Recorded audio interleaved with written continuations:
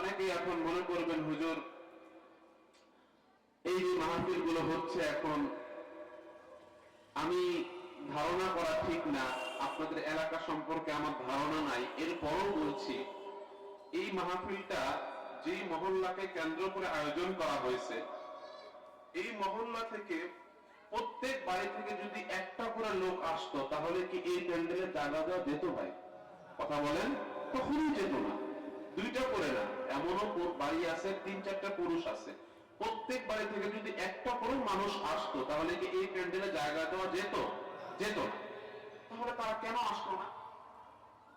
কেন আসলো না? হয়তো কেউ এখন ল্যাপের মধ্যে শুয়ে আছে, কেউ হয়তো চটপটির দোকানে আড্ডা মারতেছে, কেউ হয়তো চায়ের দোকানে আড্ডা মারতেছে, কেউ হয়তো ফোন দিতেছে।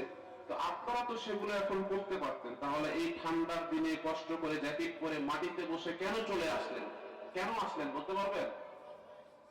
আল্লাহর জন্য আসছেন, তাই না? কোরআন শোনার জন্য আসছেন, এটা হচ্ছে বেসিক। কিন্তু আমি আপনাদেরকে আজকে বলবো যে এই হলদি বাহিনীর শত শত মানুষের মধ্য থেকে আপনারা এই যে আমার সামনে বসে আছেন সামান্য কিছু মানুষ, আপনারা যে কোরআন শোনার জন্য চলে আসলেন, এত কষ্ট করে ঠান্ডার মধ্যে চলে আসলেন, আপনারা চাইলে এখন বাসার মধ্যে শুয়ে থাকতে পারতেন।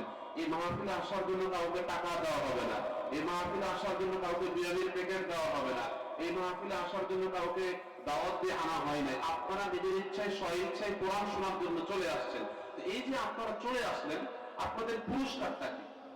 সরাসরি কোরআন থেকে আমরা জানবো, গভীর মনোযোগ দিবেন। আমি এটা বলে আমার আলোচনায় প্রবেশ করব। আল্লাহ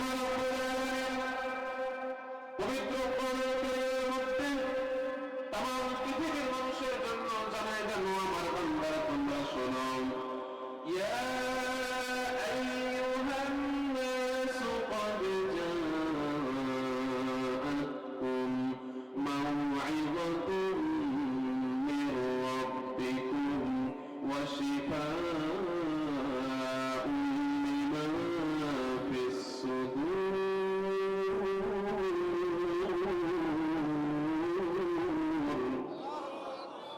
আল্লাহ রাব্বুল আলামিন নবী করিম সাল্লাল্লাহু আলাইহি ওয়াসাল্লামকে মুখাতাব করে বলছেন, ওয়া নবী রাসূল, আপনি দুনিয়ার মানুষদেরকে জানিয়ে দেন এই যে ঠান্ডার মধ্যে, কনকনে ঠান্ডার মধ্যে চাইলে তারা বাসার মধ্যে ল্যাপের মধ্যে শুয়ে থাকতে পারতো।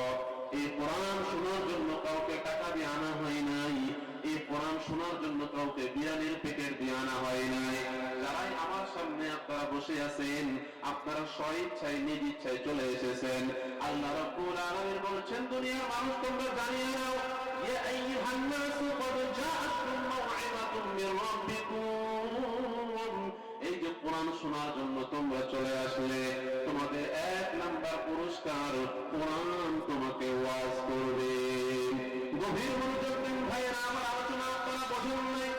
এই যে আপনার 1 নাম্বার পুরস্কার, কোরআন আপনাকে ওয়াজ করবে, কোরআন আপনাকে মাউইযা দিবে। গভীর মনোযোগ দেন।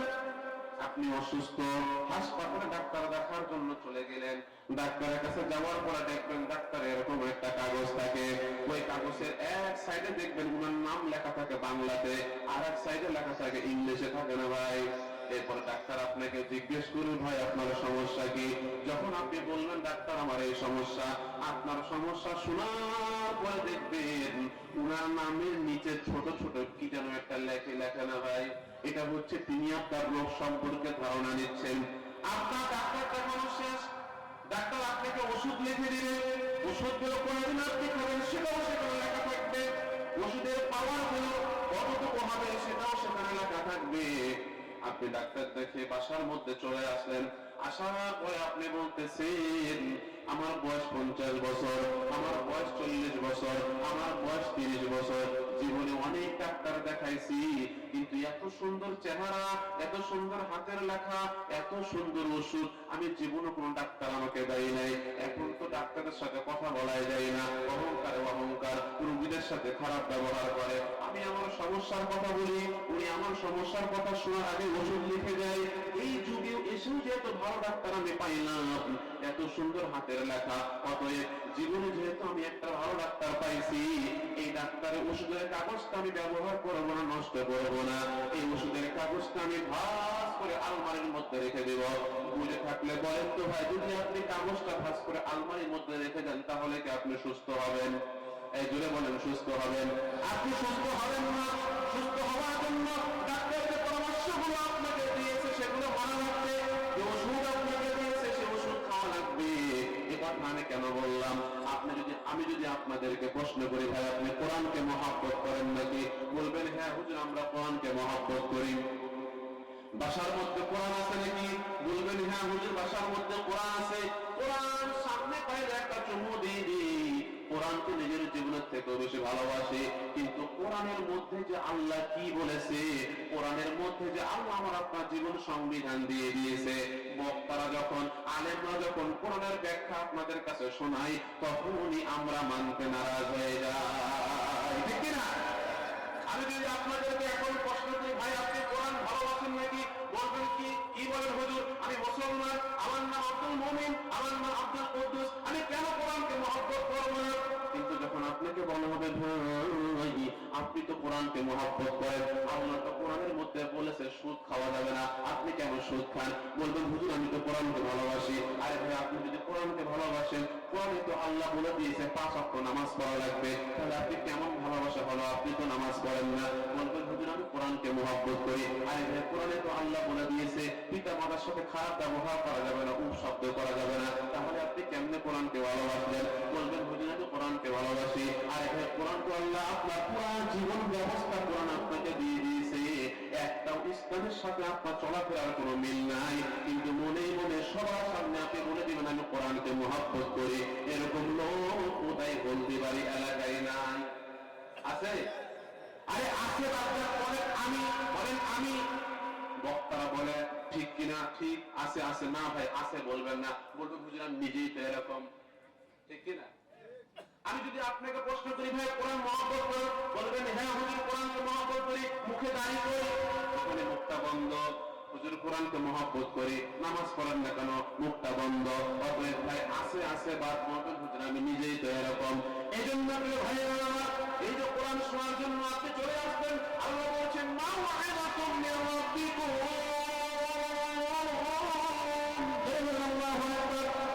এই যে আপনি কোরআন শোনার জন্য চলে আসলেন, আপনার 1 নাম্বার পুরস্কার হচ্ছে কোরআন আপনাকে ওয়াজ করবে, কোরআন আপনাকে মাউইজা দেবে, কোরআন আপনার সংবিধান হয়ে যাবে। 2 নাম্বার ভাইরা আমার আল্লাহ রাব্বুল আলামিন বলেন ইয়া আইয়ুহান নাস ক্বাদ জাআতকুম মাউইজাতুম মির রাব্বিকুম ওয়া শিফাউন লিমা ফিস সুদূর।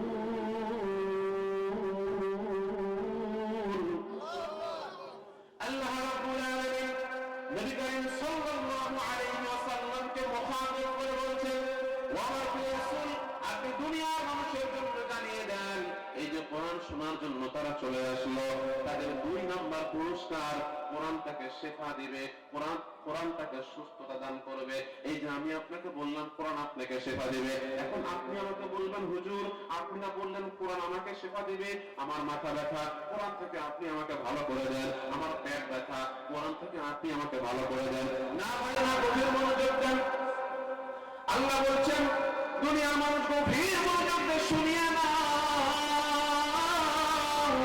কোরআন তোমার পেট ব্যথার জন্য আসে নাই, কোরআন তোমার মাথা ব্যথার জন্য আসে নাই, কোরআন শুধু তোমার অন্তরের সুস্থতার জন্য। আপনার অন্তর যদি ঠিক হয়ে যায়, আপনার কলব যদি ঠিক হয়ে যায়, তাহলে আপনার পুরাপুরিটা সঠিক হয়ে গেল। আপনি পরনে জুব্বা পরছেন, মুখের মধ্যে দাঁড়িয়ে আছে, পরনে একটা টুপি আছে, কিন্তু এই জায়গার মধ্যে ভেজাল। আপনি যতই আল্লাহর ওলি হন, যতই আপনি নামাজ পড়েন, আপনার এই জায়গাটা যদি ঠিক না হয়, তাহলে আপনার পুরা বডির আল্লাহর কাছে কোনো দাম নাই, ঠিক কিনা?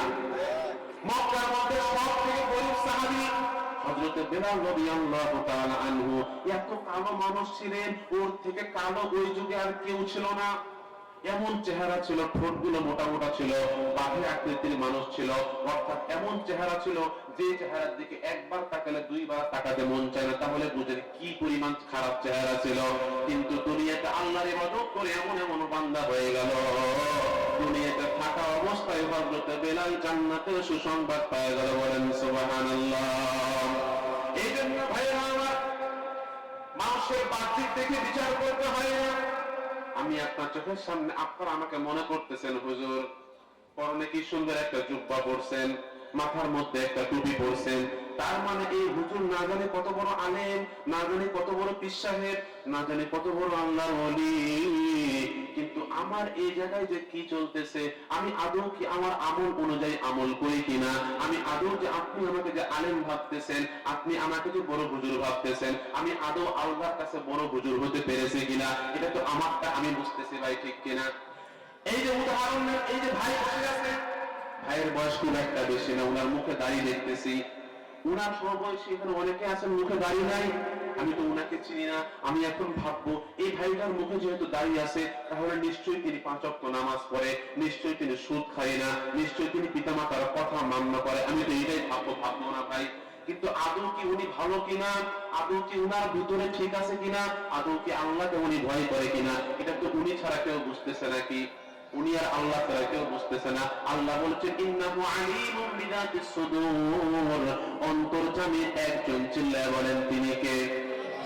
এই জন্য প্রিয় ভাইরা, এই হলদিবাড়ি এলাকায় শত শত মানুষের মধ্য থেকে এই যে আপনারা সামান্য কিছু মানুষ কোরআন শোনার জন্য করে আসলেন, আপনার 2 নাম্বার পুরস্কার, কোরআন আপনাকে শেফা দিবে, কোরআন আপনাকে সুস্থতা দান করবে। কিন্তু এটা কিসের শেফা?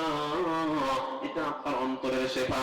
আপনার অন্তর যদি ঠিক হয়ে যায়, আপনার কলব যদি ঠিক হয়ে যায়, কলবের মধ্যে যদি আল্লাহর ভয় আপনি নিতে পারেন, আপনার পুরা বডিটাই ঠিক হয়ে গেল, আপনার পুরা বডি ঠিক, আপনি সুস্থ স্বাভাবিক মানুষ, কিন্তু অন্তর ঠিক নাই। এমন দেখবেন হুজুর পরনে জুব্বা পরে আছে, মুখের মধ্যে দাঁড়িয়ে আছে, এরপরও যখন রাস্তার পাশ দিয়ে একটা মেয়ে হেঁটে যায়, যখন ওই হুজুর ওই মেয়ের দিকে তাকায়, তখন যদি উনি আসলেই ভালো মানুষ হয়ে থাকে, তাহলে তার অন্তরে কোনো খারাপ চিন্তা ভাবনা আসবে না।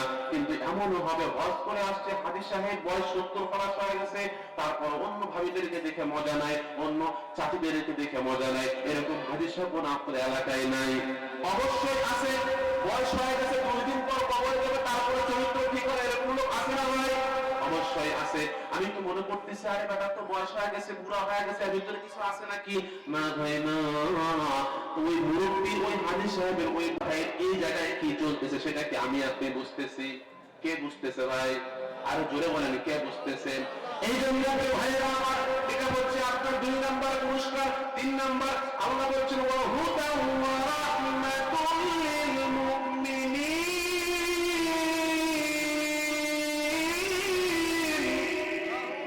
দুনিয়ার মানুষ, এই যে তুমি কোরআন শোনার জন্য চলে আসলে, তোমার 3 নাম্বার পুরস্কার ওয়া হুদা, কোরআন তোমাকে হুদা দিবে, কোরআন তোমাকে পথ দেখাবে।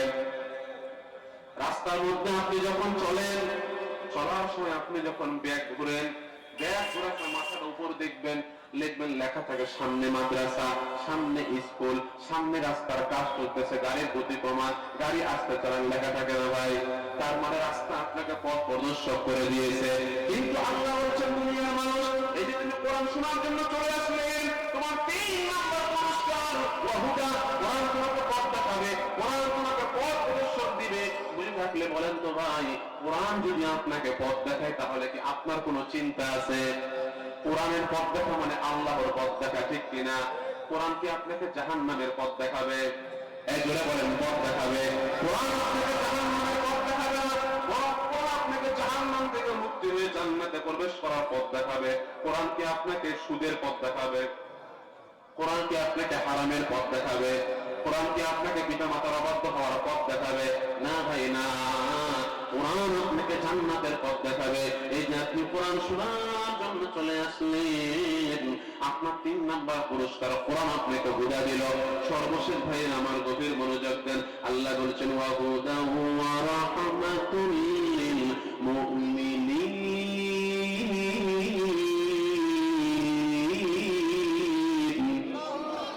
আল্লাহ বলছেন দুনিয়ার মানুষ, সর্বশেষ তোমার পুরস্কার, আল্লাহ তোমার প্রতি রহম করবে, আল্লাহ তোমার প্রতি মায়া করবে, আল্লাহ তোমার প্রতি দয়া করবে। বুঝে থাকলে বলেন তো ভাই, আমাদের কারো উপর যদি আল্লাহ দয়া করে, আল্লাহ মায়া করে, তাহলে আমাদেরকে আর কোনো পেরেশানি আছে? কোনো চিন্তা আছে? কোনো ভয় আছে? আল্লাহ দয়া তো আপনারা বোঝেন না, যারা আপনারা মাদ্রাসায় পড়েন তারা বিষয়টা বুঝবেন। যাদের আরবি ব্যাকরণ সম্পর্কে ধারণা আছে তারাও বিষয়টা বুঝবেন। আল্লাহর নাম হচ্ছে গফুর। গভীর মনোযোগ দেন ভাই, এটা আমি অন্য কোন বক্তার মধ্যে কিসসা কাহিনী বলতেছি না, সরাসরি কোরআন থেকে আলোচনা করতেছি। একটু মাথার মধ্যে ক্যালকুলেশন করে আলোচনাটা বোঝার চেষ্টা করবেন, অন্যদিকে মনোযোগ দিয়েন না। আমার কথাগুলো মাথার মধ্যে নেন এবং আপনি নিজের মধ্যে ক্যালকুলেশন করেন, হুজুর আমাদেরকে কি বোঝাতে চাচ্ছে, আপনি নিজেই বুঝে যাবেন আমার থেকে ভালো। আল্লাহর একটা নাম হচ্ছে গফুর। গফুর মানে হচ্ছে আল্লাহ আপনাকে ক্ষমা করে দিবে, আল্লাহ হচ্ছে ক্ষমাশীল, আল্লাহ আপনাকে ক্ষমা করে দিবে। আল্লাহর আরেকটা নাম হচ্ছে গফফার, ইসমে মুবালাগা। গফফার মানে হচ্ছে, গফুর মানে হচ্ছে আল্লাহ ক্ষমাশীল, আর গফফার মানে হচ্ছে আপনি যতবার মাফ করবেন, যতবার আপনি গুনাহ করবেন ততবার আল্লাহ আপনাকে মাফ করবে। যারা বলুন আল্লাহু আকবার। ভাই আমার কথা মনোযোগ দেন। আল্লাহ শুধু বলতে পারতো বান্দা আমি তো ক্ষমাশীল, তুই যতই গুনাহ করিস না কেন আমি তোকে সব মাফ করে দেব। কিন্তু আল্লাহ বলছেন দুনিয়ার মানুষ গভীর মনোযোগ দিয়ে শুনিয়া না, আমি শুধু গফুর না, আমি তো গফফার। বান্দা তুই একবার কেন, শতবার কেন, হাজারবার গুনাহ করেও যদি আমার দিকে অনুতপ্ত হতে পারি, আমি রব বললাম তোর জীবনের সকল গুনাহ আমি মাফ করে দেব। সুবহানাল্লাহ। ভাই আমার গভীর মনোযোগ দেন। আপনি দুনিয়াতে কত গুনাহ করবেন, আপনার বয়স 70 বছর, কখনো আল্লাহ আপনার ভিতরে আল্লাহর ভয় জাগ্রত হয় নাই।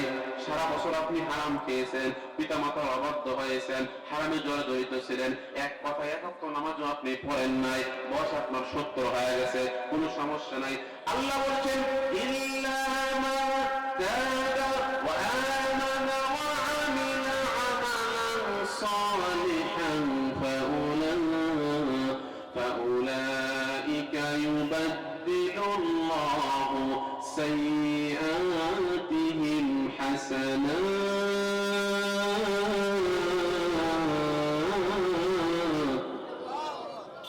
আল্লাহ রাব্বুল আলামিন বলেন দুনিয়ার মানুষ গভীর মনোযোগ দিয়ে শুনিয়া না, তোমার বয়স 50 বছর হয়ে গেছে, তোমার বয়স 60 বছর হয়ে গেছে, অনেক গুনাহ করছো, অনেক আল্লাহর নাফরমানি করছো, কখনো তোমার ভিতরে আল্লাহর ভয় জাগ্রত হয় নাই।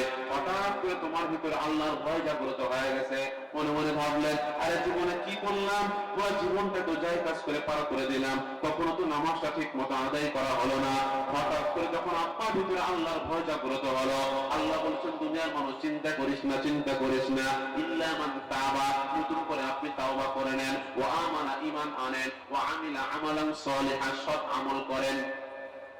যদি আপনি তাওবা করেন, আল্লাহকে বলতে পারেন আল্লাহ যতদিন আজ থেকে পর্যন্ত বাঁচবো আর জীবনে গুনার মধ্যে জর্জরিত হব না, এই ওয়াদা যদি আল্লাহকে আপনি দিতে পারেন, আল্লাহ বলেছেন দুনিয়ার মানুষ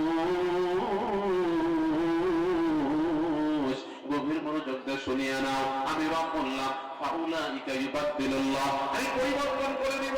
কি পরিবর্তন করব? ফাউলাইকা ইউবাদদিলুল্লাহু সাইয়্যাতিহিম হাসানাত, তোমার 60 বছরের পুরা জিন্দেগীর গুনাহ মাফ করে দিব। শুধুমাত্র দুইটা গুনাহ ব্যতীত, এক নাম্বার আল্লাহর সাথে শিরক এবং দুই নাম্বার বান্দার হক। আপনার আমলনামার মধ্যে যদি আল্লাহর সাথে শিরক এবং বান্দার হক, এই দুইটা গুনাহ ব্যতীত আপনি যত গুনাহ করেন না কেন, আপনি 1000 বার জিনা করেছেন কোনো সমস্যা নাই, আপনি সারাটা জীবন সুদ খাইছেন কোনো সমস্যা নাই, আপনার পুরো জীবনটা আপনি এক ওয়াক্ত নামাজ পড়েন না কোনো সমস্যা নাই। আল্লাহ বলেছেন শিরক এবং বান্দার হক, এই দুইটা গুনাহ ব্যতীত তুই যদি আমার কাছে একবার খাস তওবা করে ফেরত আসতে পারিস, আমি বললাম ফাউলাইকা ইউবাদদিলুল্লাহ, আমি পরিবর্তন করে দিব। কি পরিবর্তন করব? সাইয়্যাতিহিম, তোমাদের পাপগুলো কি দ্বারা পরিবর্তন করব? হাসানাত। আপনার পুরা জিন্দেগীর গুনাহ তো আল্লাহ মাফ করবে, পুরা জিন্দেগীর গুনাহগুলো আল্লাহ আমল দ্বারা পরিবর্তন করে দিয়ে বলেন সুবহানাল্লাহ। অনেকে আপনারা মনে করতেছেন হুজুর মনে ওয়াজ শুরু করে দিয়েছে, আমি এখন ওয়াজ শুরু করি না। আমি আপনাদেরকে এতক্ষণ বোঝালাম যে এই হলদিবাড়ির যে মহল্লাকে কেন্দ্র করে আজকের এই মাহফিলটা হচ্ছে, প্রত্যেকটা বাড়ি থেকে যদি একটা করে মানুষ আসতো এই প্যান্ডেলে জায়গা দেওয়া যেত না, ভালো কথা। তো ওরা যে আসলো না, আপনারা যে চলে আসলেন, কেন আসলেন, কি জন্য আসলেন, লাভটা কি? আপনি শুয়ে থাকেন বাসার মধ্যে, ল্যাপের মধ্যে, কি ঠান্ডার মধ্যে, কেন আপনি মাটির মধ্যে কষ্ট করে বসে থাকবেন? আপনার পুরস্কারটা কি? আল্লাহ বলছেন দুনিয়ার মানুষ শুনো, এক নাম্বার পুরস্কার, কোরআন তোমাকে ওয়াজ করবে। 2 নাম্বার পুরস্কার, কোরআন তোমাকে শেফা দিবে, সুস্থতা দান করবে। এই শেফা কি মাথা ব্যথার শেফা ভাই? কিসের শেফা? অন্তরের শেফা। বলেন কিসের শেফা? অন্তরের শেফা। 3 নাম্বার, কোরআন আপনাকে পথ দেখাবে। আর যাকে কোরআন পথ দেখাবে তার কোনো চিন্তা আছে? কোরআন কি আপনাকে জাহান্নামের পথ দেখাবে? নিশ্চয় জান্নাতের পথ দেখাবে। 4র্থ নাম্বার হচ্ছে আল্লাহ আপনার প্রতি রহম করবে। আর যার প্রতি আল্লাহ রহম করবে তার তো বিনা হিসেবে সে মূল্যে জান্নাত চলে যাবে, ঠিক কিনা? তো যারা আপনারা অলরেডি মাহফিলে চলে আসছেন বা আসতেছেন, আল্লাহর আয়াত অনুযায়ী আমরা 4টা পুরস্কার প্রাপ্ত। বলেন আলহামদুলিল্লাহ। আপনাদের শরীরের মধ্যে কি একটা ঘুম ঘুম ভাব আসতেছে? সে এশারের পর থেকে আলোচনা শুনতেছেন, এখন প্রায় আপনার 10:30 বাজে, 8টা থেকে শুনতেছেন। মনে হচ্ছে শরীরের মধ্যে কেমন জানি একটা ঘুম ভাব আসছে ভাই। একটা তাকবীর দেওয়া যাবে? হ্যাঁ, একবার তাকবীর দিয়ে, এমন একটা তাকবীর দিয়ে শরীরে একটা ঝাঁকুনি দিয়ে মনটাকে চাঙ্গা করা যাবে না? যাবে তো ইনশাআল্লাহ। তাহলে আমার মাহফিলের নিয়ম হচ্ছে একাধারে তাকবীর না। আমার সামনে যারা বসে আছেন, ডানে বামে বসে আছেন, যারা যুবক ভাইরা এখনো বিয়ে করেন নাই, সামনে বিয়ে করবেন, এখনো বিয়ে করেন নাই, আমার আব্বারা চাচারা বসে আছেন, দাড়িওয়ালা দাদারা, আপনারা চুপ থাকবেন। শুধু যুবক ভাইয়েরা আপনারা এই প্রথম তাকবীরটা দিবেন, এরপরে আপনারা দিবেন, ঠিক আছে? বুঝছেন তো? যুবক ভাইরা যারা বিয়ে করেন না তারা শুধু এটা দিবেন। বলেন লিল্লাহি তাকবীর। এখন হচ্ছে যারা বিয়ে করছেন আমার আব্বারা, যুবক ভাইরা যারা বিয়ে করেন না তারা চুপ থাকবেন। লিল্লাহি তাকবীর। তার মানে বোঝা গেল আজকের মাহফিলে বিবাহিত এক কথা কয় না কেরে, আজকের মাহফিলে বিবাহিত বেশি। এখন আমরা বিবাহিত অবিবাহিত কিছুই বুঝবো না। আশেপাশের মানুষ মনে করতেছে হুজুর কি ওয়াজ করে, মাহফিলে মনে হয় লোকই হয় নাই। আপনারা এমন একটা তাকবীর এখন দিবেন, ওরা যেন মনে করে মাহফিলের প্যান্ডেলে মনে হয় জায়গাই নেই। পারবেন না? আর আসলেই তো আমাদের প্যান্ডেলে জায়গা না। আপনারা যা প্যান্ডেল করছেন, এই চেয়ারে যারা বসে আছেন তারা যদি একটু বসে পড়েন, প্যান্ডেলে জায়গা আছে ভাই? কই প্যান্ডেল, কই জায়গা, কই? বাড়তি হওয়া লাগবে। আলহামদুলিল্লাহ, বল আলহামদুলিল্লাহ। এখন আমরা এমন একটা তাকবীর দিব, ওরা তো মনে করতেছে মাহফিলে কি করবো, চা খেয়ে দিচ্ছে, মজা আড্ডা মারতেছে, কিসের মাহফিল? আর আপনারা এমন একটা তাকবীর দিবেন যে ওরা মনে করে যে এই মাহফিল না গিয়ে মিস করলাম না, ফিরে বিশাল মানুষ হয়ে গেছে। পারবো না ইনশাআল্লাহ? আচ্ছা, আল্লাহর নাম নিলে কি কে খুশি হয়? আল্লাহ খুশি হয়। নারাজ হয় কে? শয়তান নারাজ হয়। তাহলে শয়তানকে নারাজ করার জন্য, আল্লাহকে খুশি করার জন্য, কোরআনের মাহফিলে আলোচনা মনোযোগ দিয়ে শ্রবণ করার জন্য এখন আমরা এমন একটা তাকবীর দিব, সবাই পারবেন তো ইনশাআল্লাহ? লিল্লাহি তাকবীর। আল কোরআনের আলো, আল হাদিসের আলো, তোমার নেতা আমার নেতা, তোমার নেতা আমার নেতা, আলেম ওলামা যেখানে, আলেম ওলামা যেখানে, নারায়ণ।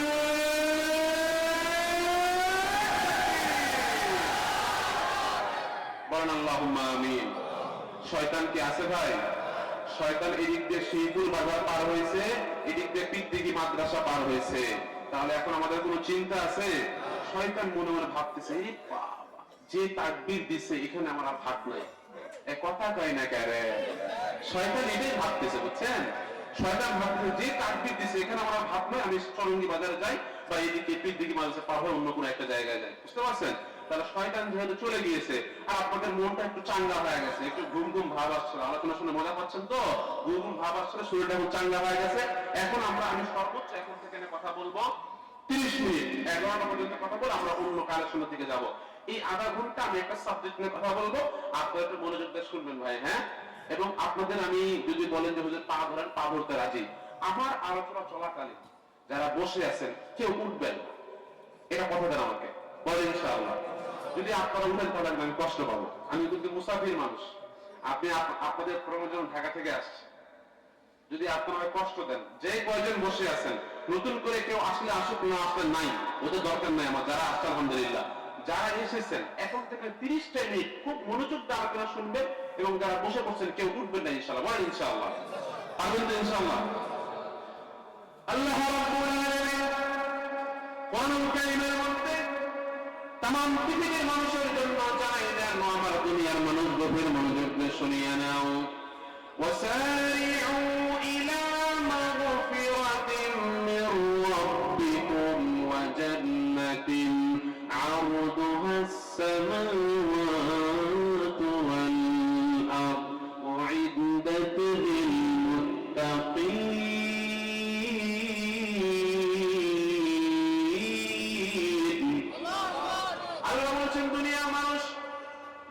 সফলতা অর্জন করার জন্য, তুমি কৃষি কাজ করো, কৃষিকাজে ভালো উৎপন্ন হওয়ার জন্য, তুমি ব্যবসা করো, ব্যবসায় ভালো হওয়ার জন্য, তুমি চাকরি করো, চাকরিতে পদোন্নত হওয়ার জন্য, দুনিয়াতে সফলতা অর্জন করার জন্য কত মানুষের পিছনে না আপনি ঘোরেন, কত মানুষকে না আপনি তেল মারেন। আপনি চাকরি করেন 50,000 টাকা বেতনে, কেমনে আপনি 80,000 টাকা বেতনে চাকরি করবেন? এজন্য যা করা লাগে আপনি তাই করতেছেন, যার পা ধরা লাগে আপনি তার পা ধরতেছেন, যাকে তেল মারা লাগে তাকে আপনি তেল মারতেছেন। কিন্তু আল্লাহ বলছেন দুনিয়ার মানুষ, ওয়াসারিউ ইলা মাগফিরাতিন মির রাব্বিকুম ওয়া জান্নাতিন আরদুহাস সামাওয়াতু ওয়াল আরদ। যে ব্যক্তি আল্লাহর সন্তুষ্টি অর্জন করার জন্য, মানুষকে দেখানোর জন্য না, আগে আপনি নামাজ পড়তেন না, এখন আপনি নামাজটা পড়বেন। কেন পড়বেন? আল্লাহ পড়তে বলেছে এজন্য পড়বেন। মানুষ আপনাকে নামাজি বলবে এজন্য না। আগে আপনি দাড়িটা রাখতেন না, এখন আপনি দাড়ি রাখবেন। কেন রাখবেন? আল্লাহ রাখতে বলেছে এজন্য রাখবেন। মানুষ আপনাকে ভদ্র সন্তান বলবে এজন্য না। আপনি একটা যাকাত আদায় করতেন না, এখন থেকে যাকাতটা আদায় করবেন। কেন করবেন? আল্লাহ করতে বলেছে এজন্য করবেন। মানুষ আপনাকে যাকাত আদায়কারী বলবে এজন্য না। যদি আপনি আল্লাহর সন্তুষ্ট অর্জন করার জন্য আল্লাহর ক্ষমার দিকে দৌড় দিতে পারেন, আল্লাহ বলছেন দুনিয়ার মানুষ গভীর মনোযোগ দিয়ে শুনিয়া নাও, আমি তোমার জন্য আসমান এবং জমির সমপরিমাণ জান্নাত বানিয়ে রেখেছি। বলেন সুবহানাল্লাহ। এরপরে আল্লাহ বলেন ওয়াইদ্দাত লিল মুত্তাকিন, এই জান্নাত বানিয়েছে মুত্তাকিদের জন্য। এখন প্রশ্ন হচ্ছে মুত্তাকি কারা জানার দরকার আছে না নাই ভাই? আরে জোরে বলেন। পরের আয়াতে কারিমার মধ্যে ধারাবাহিকভাবে আল্লাহ 4টা গুণের কথা বলেছেন। এই 4টা গুণ দুনিয়ার মধ্যে যাদের মধ্যে বিদ্যমান থাকবে, আল্লাহ বলছেন আসমান এবং জমিন পরিমাণ জান্নাত আমি তার জন্য বানিয়ে রেখেছি। বলেন সুবহানাল্লাহ। গভীর মনোযোগ দেন ভাইরা আমার।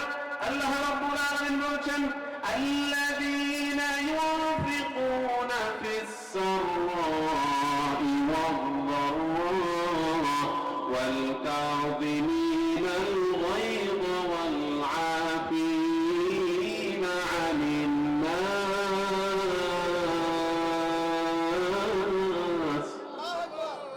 আল্লাহ বলেন দুনিয়ার মানুষ, তুমি যদি মুত্তাকি হতে চাও, আল্লাহর প্রিয় বান্দা হতে চাও, আসমান এবং জমির সমপরিমাণ জান্নাতের মালিক হতে চাও, তোমার 1 নাম্বার গুণ হবে আল্লাযীনা ইউনফিকুনা ফিস সাররাই ওয়াদ-দাররা।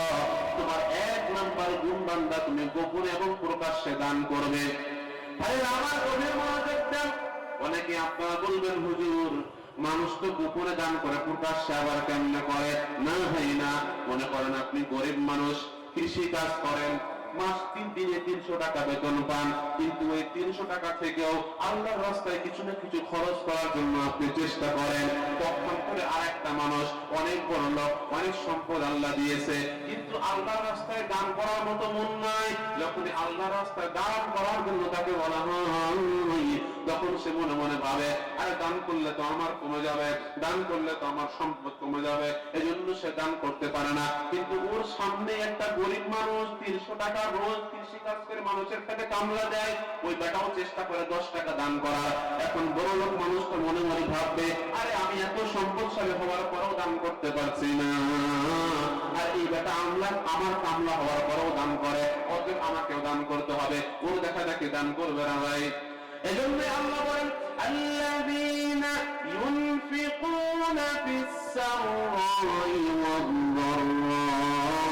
বান্দা তুমি যেমন গোপনে দান করবে, তোমাকে প্রকাশ্যেও দান করা লাগবে। এখন প্রশ্ন হচ্ছে ভাই আল্লাহ তো আপনাকে দান করার জন্য বললেন, এখন আপনি দানটা কোন জায়গায় করবেন? আপনি আপনার মন মতো দান করলে হবে না।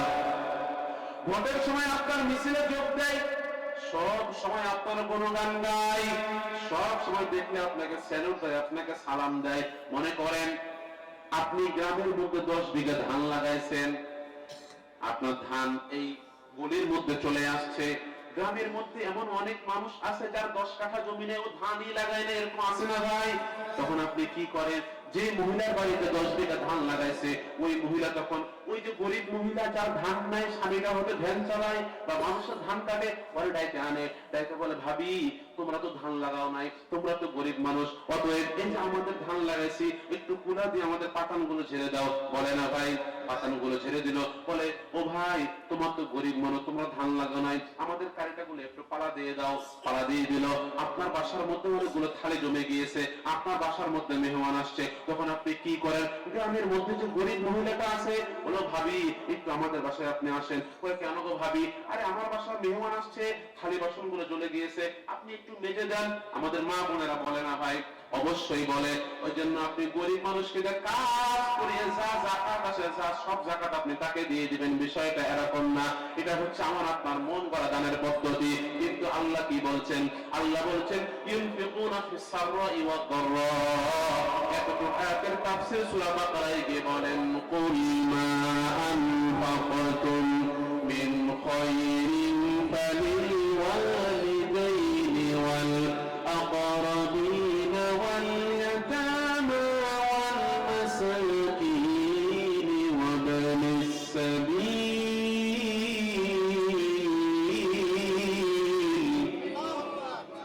আল্লাহ বলেন দুনিয়ার মানুষ, আমি তোমাকে যেমন দান করার জন্য নির্দেশ দিলাম, আমার দিকে মনোযোগ দেন ভাইরা। আল্লাহ বলছেন দুনিয়ার মানুষ, আমি যেমন তোমাকে দান করার জন্য আদেশ করলাম, আমি যেমন তোমাকে দান করার নির্দেশ দিলাম, আমি রব তোমাকে এটাও বলে দিচ্ছি তুমি দানটা কোন জায়গায় করবে। কুল মা আনফাকতুম মিন খায়রিন ফালিল ওয়ালিদাইনি ওয়াল আকরাবিন ওয়াল ইয়াতামা ওয়াল মাসাকিন ওয়া ইবনিস সাবিল।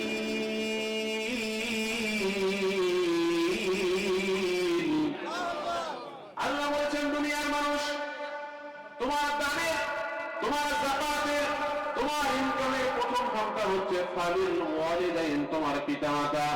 তাসনিয়া শব্দ আল্লাহ ব্যবহার করেছেন, শুধু মাকে বোঝান নাই, শুধু বাবাকে বোঝান নাই। আল্লাহ বলেছেন দুনিয়ার মানুষ, এই যে তুমি মাস শেষে 20,000 টাকা বেতন পায় নিলা, এই 20,000 টাকা বেতন পাওয়ার পরে তোমার মাথার মধ্যে সর্বশেষ আসতে হবে যে আমার পিতা মাতার খবর কি? তুমি 10 বিঘা ধান লাগাইছো, এবার তোমার ধান তুমি 100 মণ ধান পেয়ে গেছো। ধান তোমার হাতে পাওয়ার পর তোমার মাথার মধ্যে প্রথম ক্যালকুলেশন হবে আমার পিতা মাতার খবর কি? কেন ভাই আল্লাহ বলেন ও দুনিয়ার মানুষ, তোমার পিতা মাতা তোমার জন্য জান্নাত, অথবা তোমার পিতা মাতা তোমার জন্য জাহান্নাম। ঠিক না? আমি তো অনেক সময় বলি আল্লাহ আপনাকে ভালোবাসে কিনা কিভাবে আপনি বুঝবেন? গভীর মনোযোগ দেন ভাইরা, আমার টেকনিকটা শিখে যান। আপনি মনে মনে ভাববেন হুজুর আমার যে আমলের অবস্থা মনে হয় না আল্লাহ আমাকে ভালোবাসে। আমরা অনেক সময় ভাবি না এরকম ভাই। এখন থেকে শিখে যান আল্লাহ আপনাকে ভালোবাসে কিনা কিভাবে আপনি বুঝবেন? দুনিয়াতে যদি আপনার পিতা মাতা আপনাকে ভালোবাসে, দুনিয়াতে যদি আপনার পিতা মাতা আপনার প্রতি সন্তুষ্ট হয়ে যায়, তাহলে স্বয়ং আল্লাহ আপনার প্রতি সন্তুষ্ট হয়ে যায়। আর যদি দুনিয়াতে আপনার পিতা মাতা আপনার প্রতি নারাজ হয়ে যায়, দুনিয়াতে আপনার পিতা মাতা যদি আপনার প্রতি কষ্ট পেয়ে যায়, আল্লাহ বলেছেন ওই বান্দার প্রতি আমি রব অসন্তুষ্ট হয়ে যায়। বলেন নাউযুবিল্লাহ। এজন্য ভাইরা আল্লাহ কোরআনের মধ্যে বলেছেন উফি ওয়ালা তানহারহুমা ওয়া কুল লাহুমা কওলান কারীমা। ও দুনিয়ার মানুষ, তোমরা পিতা মাতার সাথে খারাপ ব্যবহার করো না, তাদের মনে কষ্ট দিও না। শুধু এতটুকু আল্লাহ বলেন নাই, আল্লাহ উফ শব্দ ব্যবহার করেছেন, অর্থাৎ রাগের মাথায় পিতা মাতার সাথে উফ শব্দটাও করো না। কিন্তু দুঃখের সাথে বলতে হয় আমাদের বাপ দাদার সময়, অর্থাৎ আমাদের দাদার যুগে অথবা বাবার যুগে ছেলে ভয় পায় তো বাপকে। আরে বাসায় রাগ করে ফিরলে আব্বা না জানে কি বলে, বাসায় রাগ করে ফিরলে আব্বা না জানি শরীরে হাত তুলে। কিন্তু আমরা এমন একটা যুগে এখন বাস করতেছি, ছেলে বাপকে ভয় পাওয়া তো দূরের কথা, বাপ আরো ভয় পায় ছেলের জন্য। এই যে একটা আকাঙ্ক্ষাকে জন্ম দিছি, না জানি কখন কি করে ফেলে, না জানি কখন কার মেয়েকে পালিয়ে যায়, এটাকে জন্ম দেওয়ার বিপদে পড়ে গিয়েছি, এটাকে নাই ভয়ে ভয়ে থাকি। এরকম পিতা মাতা আসলে এলাকায় নাই ভাই? অবশ্যই আছে। আজ থেকে 30 বছর আগে, আজ থেকে 40 বছর আগে এমন একটা যুগ ছিল, সন্তান তার পিতাকে শিক্ষকের চাইতে বেশি ভয় পাইতো। একটা উল্টা পাল্টা করার ভাবতো, আরে আব্বা না জানি আমাকে কি বলে ফেলে, আরে না আমার আব্বা আছে, আমার আব্বা আমাকে মারবে। কিন্তু এখন এমন একটা যুগে আমরা বাস করতেছি, সন্তান বাপকে ভয় পাবে তো দূরের কথা, বাপ আরো ভয় পায়। আর এটাকে জন্ম দিছি, জন্ম দিয়ে ভুল করছি, না জানি কোন বিপদ, একটা পর একটা বিপদ তো আসতে আসে, কথা শুনে না, এরকম হয় না ভাই? অবশ্যই হয়। এটার থেকে আফসোস আমাদের জন্য আর কিছুই হতে পারে না। একটু আগেই তো আপনাকে বললাম, আল্লাহ আপনাকে ভালোবাসে। এত কিসের আওয়াজ এখানে? আওয়াজ কিসের এখানে? আওয়াজ কথা বলে হতে পারছি না তো আমি, কারণ শব্দ আসতেছে আমার। ভাইরা আমার, গভীর মনোযোগ দেন। আল্লাহ বলেছেন, দুনিয়ার মানুষ, তোমার পিতা মাতা তোমার প্রতি যদি সন্তুষ্ট হয়ে যায়, আমি রব তোমার প্রতি সন্তুষ্ট হয়ে গেলাম। আর তোমার পিতা মাতা তোমার প্রতি যদি নারাজ হয়ে যায়, শুনে রাখো আমি রব তোমার প্রতি নারাজ হয়ে গেলাম। বুঝে থাকলে বলেন তো ভাই, আল্লাহ যদি আমার আপনার প্রতি একবার নারাজ হয়ে যায়, তাহলে কি আমাদের আর কোনো রেহাই আছে? জোরে বলেন, রেহাই আছে? তাহলে কি এখন থেকে পিতা মাতার সাথে খারাপ ব্যবহার করবেন না ভালো ব্যবহার করবেন? আরে ভাই, কেমনে আপনারে বোঝাই? বউ আসার আগে মায়ের ছাড়া আপনি কিছু বুঝতেন না, বউ আসার আগে বাবা ছাড়া আপনি কিছুই বুঝতেন না, বউ আসার আগে আপনি ভাই ছাড়া কিছুই বুঝতেন না। যখনই সুন্দর একটা বউ আপনার ঘরে চলে আসলো, বউয়ের ভালোবাসা পেয়ে আপনি আপনার 24 বছরের মায়ের ভালোবাসা ভুলে গেলেন। বউয়ের ভালোবাসা পেয়ে আপনি আপনার 25 বছরের বাবার ভালোবাসা আপনি ভুলে গেলেন। বউয়ের ভালোবাসা পেয়ে আপনি আপনার আপন ভাইদের ভালোবাসা ভুলে গেলেন। আমি তো অনেক সময় বলি, ভাইয়েরা আমার, যারা বিয়ে করেছে আর বাচ্চার বাবা হয়েছেন, তারা বিষয়টা বুঝবেন। আমাদের মা বোনেরা যখন প্রেগনেন্ট হয়, পেটের মধ্যে যখন বাচ্চা আসে, আর ওই বাচ্চাটার বয়স যখন 5 থেকে 7 মাস, 8 মাস, এই হয় 5, 6, 7, 8, 9, এই 4 মাস যখন পেটটা একটু ফুলে যায়, আহারে আপনি আপনারে বোঝাই, আপনি তো মানুষকে মানুষই মনে করেন না। বিশেষ করে আমাদের যুব সমাজ, আরে বলবেন, আরে তুই একাই মা হইতেছিস নাকি? বাংলাদেশে কি আর কোনো মেয়ে মা হয় না নাকি? আমরা বলি না ভাই? কিন্তু ভাইয়েরা আমার, আমাদের মা বোনেরা যখন পেটের মধ্যে বাচ্চা নিয়ে নিল, নেওয়ার পরে পেটটা যখন বড় হয়ে গেল, যারা আপনার বাবা হয়েছেন তারা বুঝবেন, আপনার পাশে রাতে আপনার বউ শুয়ে আছে, এমনি শুয়ে আছে, যখন এমনি দেখা হবে, মনে একটা দেখা হয়ে গেল, ঠিক কিনা? আমার মা বোনেরা আপনাকে দেখতেছেন, আপনার বিষয়টা বুঝবেন। আবার যখন মা বোনেরা এভাবে কাজ হবে, ওনার একটা পুরা কাজ হয়ে গেল, পুরো জীবনটা মনে এরকম চলে গেল। আমি তো উদাহরণ দিয়ে বলি, একটা গর্ভবতী মায়ের কষ্ট আপনি বুঝবেন। হ্যাঁ, কেমনে বুঝবেন? আপনি এখন 2 লিটার পানি খাবেন, 2 লিটার পানি খেতে পারেন না পারেন, পেটের মধ্যে ঢুকাবেন, ঢুকানোর পরে আপনার অনেক যখন প্রস্রাব চাপ দিবে, আপনি প্রস্রাব করবেন না। গভীর মনোযোগ দেন। প্রস্রাব চাপ দিছে, 2 লিটার পানি খেয়ে পেটটা আপনি এরকম করে ফেলছেন।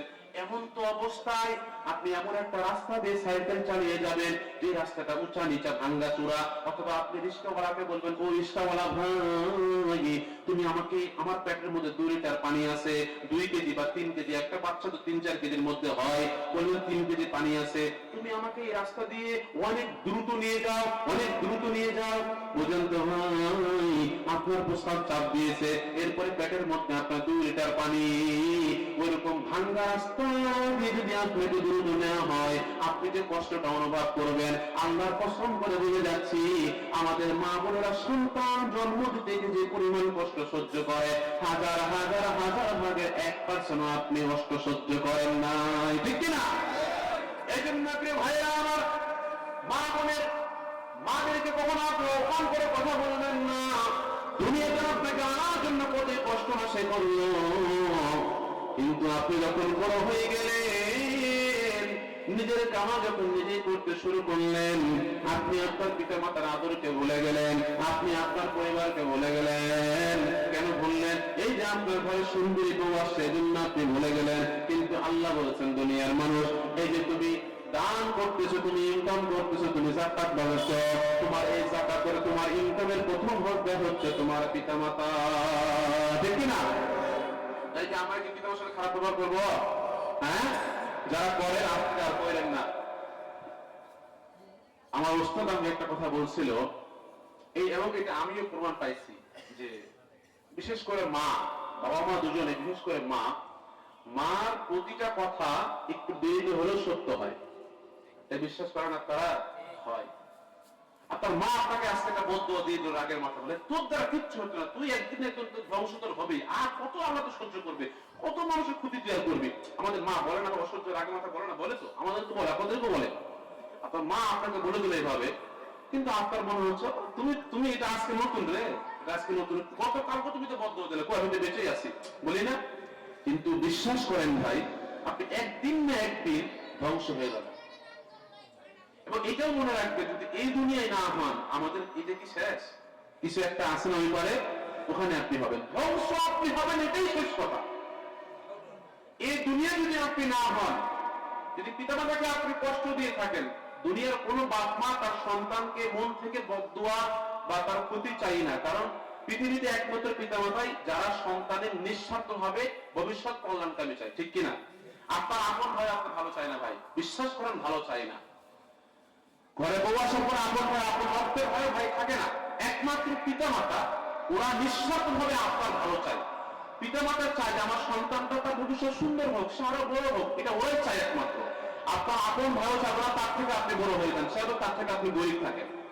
এই জন্য আল্লাহ বলছেন, দুনিয়ার মানুষ, তোমার পিতামাতা তোমার জন্য জান্নাত, তোমার পিতামাতাই তোমার জন্য জাহান্নাম, তোমার পিতামাতার শিখ তোমার সব ঠিক। ভাইয়েরা আমার, গভীর মনোযোগ দেন। আল্লাহ রাব্বুল আলামিন বলছেন, দুনিয়ার মানুষ, এই যে তুমি দান করার প্রস্তুতি নিয়ে নিলাম, তোমার 1 নাম্বার পিতামাতা, 2 নাম্বার হল আকরাবিন, নিকটতম আত্মীয় স্বজন। গ্রামের মধ্যে